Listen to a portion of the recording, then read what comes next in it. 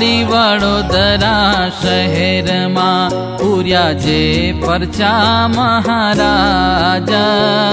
ते लेखे न आवे लखता एम कर्या जनना काज जण जण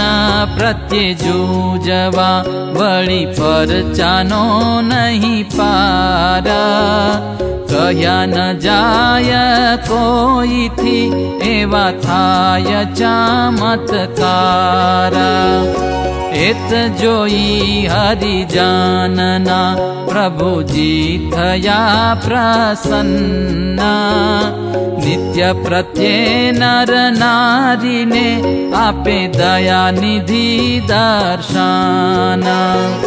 जे जे रीते जानना महाराजे पूर्या मनोरथ